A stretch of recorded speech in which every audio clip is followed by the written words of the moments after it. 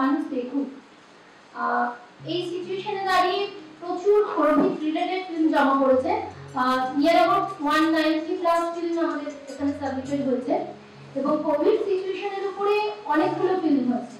এছাড়াও আরো অন্যান্য বিষয়ের উপর আছেন, যেমন ডোমেস্টিক ভায়োলেন্স আছে, যেমন পপুলেশন যে আমাদের একটা বিশাল প্রবলেম, তার উপরে ফিল্ম আছে। তো বিভিন্ন রকমের ফিল্ম, কিন্তু কোভিড রিলেটেড ফিল্মগুলো ভীষণ নাড়া দিয়েছে বিকজ তার মধ্যে একটা পজিটিভ দিক শো করার চেষ্টা করেছে ওইটুকু টাইমে। আমি মানস ব্যানার্জি, ফেস্টিভ্যালের এক্সিকিউটিভ ডিরেক্টর।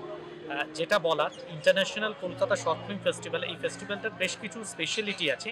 আমরা গত বছর শুরু করেছিলাম এটা সেকেন্ড ভার্সন। প্রথম বছর যখন শুরু করেছিলাম তখন একেবারে পুরোপুরি প্যান্ডেমিক স্টেট, মানে তখন পুরো প্যান্ডেমিক অ্যানাউন্সমেন্টের মধ্যে রয়েছে। এখন যেমন এটা একটু এন্ডেমিক জায়গা এসে সেই জায়গা নয়, ফলে সাধারণভাবে তখন হলে গিয়ে ফিল্ম দেখার কোনো জায়গা সেভাবে আমাদের সাধারণভাবে ছিল না। এবং সেই সময় শর্ট ফিল্ম যারা তৈরি করেছেন এমন অনেক দেশ থেকে জমা পড়েছে, কানাডা থেকে, যে আমরা দেখেছি যে যিনি মেকার তিনি বলছেন যে যেটা ওনার শ্যুট করতে 15 দিন লেগেছে, মাঝে মাঝে কান্ট্রিতে লকডাউন হচ্ছিল বলে করতে 3 মাস লেগেছে। টোটাল প্যান্ডেমিক সিচুয়েশনের মধ্যে ফিল্ম মেকারদের যে মেকিংয়ের কষ্ট, সেই জায়গার মধ্য থেকে তৈরি হওয়া ফিল্মগুলো আমাদের এই ফেস্টিভ্যালে জমা পড়েছিল।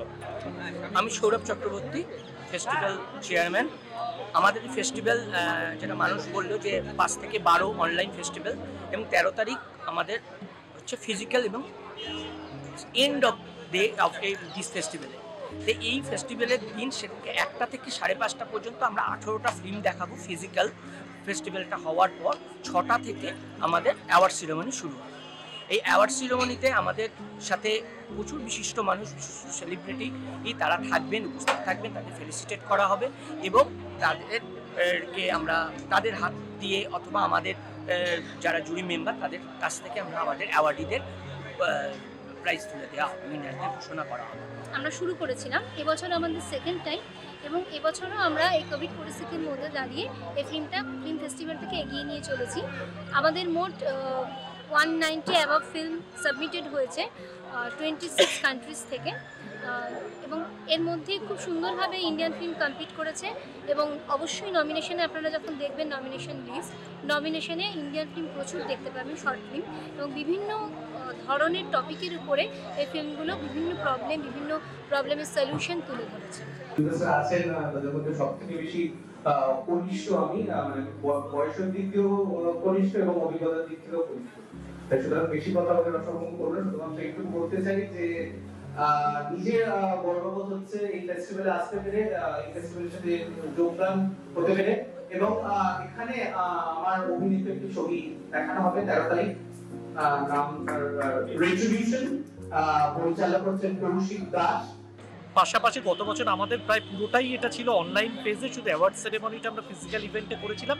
এবছর আমাদের এটা অনেকটা হাইব্রিড মোডে আছে, অর্থাৎ একদিকে যেমন ভেন্যুতে গিয়ে রোটারি সদনে আমাদের 13 তারিখ অ্যাওয়ার্ড সেরেমনিতে গিয়ে বহু মানুষ ফেস্টিভ্যালটা দেখতে পারবেন, পাশাপাশি 5 থেকে 12 যেটা একটা খুব বড় অপরচুনিটি যে আমাদের এই ফেস্টিভ্যালটা অনলাইন মোডে হবে।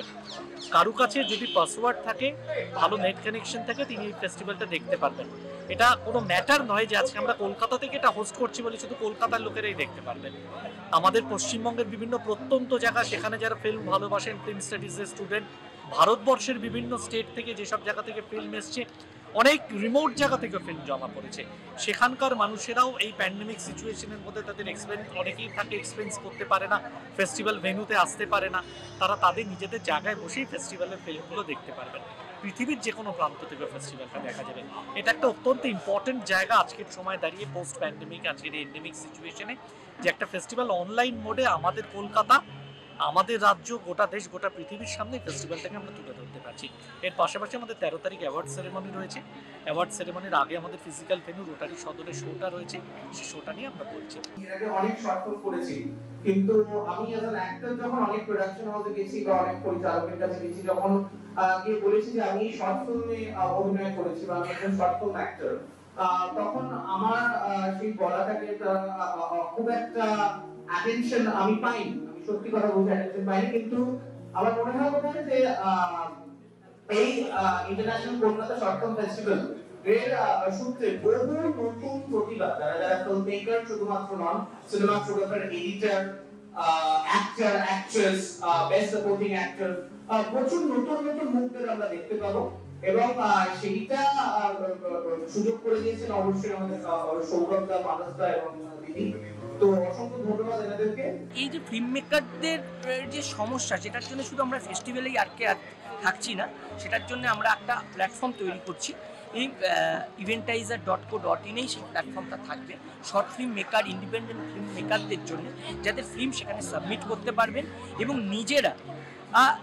নিজেদের ফিল্মগুলোর টিকিট নির্ধারণ করে আমাদের বলবেন, আমরা সেই টিকিটের বিনিময়ে সেই ছবিগুলোকে সবার সামনে তুলে ধরবো এবং সেখান থেকে যা আর্ন হবে, তার রেভিনিউ জেনারেট হবে, তার 70% ফিল্ম মেকাররা পাবে এবং 30% আমাদের প্ল্যাটফর্ম চার্জেস। এই প্ল্যাটফর্মটা আমরা কেন বানাচ্ছি, কারণ সত্যি শর্ট ফিল্ম মেকারদের যে আর্থিক অসুবিধে হয় বা প্রযোজক পাওয়া যায় না, যেটা বড় ফিল্মের ক্ষেত্রে হয় না, কিন্তু এটা তো একটা মূল স্তম্ভ। শর্ট ফিল্ম না থাকলে অনেক কিছু আমরা জানতে পারি না। সেই কারণে আমরা এই প্ল্যাটফর্মটা তৈরি করছি, যেটা খুব সীমিত সারা ওয়ার্ল্ডে, ভারতে তো বটেই, এবং আমার মনে হয় বেঙ্গলে আমরা এই প্রথম এরকম একটা প্ল্যাটফর্ম। কেমন লাগলো এই পর্বটি অবশ্যই জানাতে ভুলবেন না। কোথা থেকে দেখছেন অবশ্যই জানাবেন, তাহলে আমরা বুঝতে পারবো আমরা আপনাদের কাছে কতদূর পৌঁছতে পারলাম। দর্শকদের কাছে আমাদের একান্ত বিনীত অনুরোধ, আমাদের চ্যানেলটি সাবস্ক্রাইব করুন এবং ফেসবুক এবং ইনস্টাগ্রামে আমাদের ফলো করতে ভুলবেন না, যাতে আপনাদের কাছে সরাসরি পৌঁছে যেতে পারি আমরা। পর্বটি সামান্য ভালো লেগে থাকে যদি, তাহলে অবশ্যই লাইক করতে ভুলবেন না, তবেই আমাদের প্রচেষ্টা সার্থক হবে। খবর দেখতে, খবর শুনতে চোখ রাখুন বেঙ্গল স্কুপের পর্দায়। সাবস্ক্রাইব করুন আমাদের চ্যানেলটিকে আর সব খবরের আপডেট পেতে পাশের বেল আইকনটি প্রেস করুন।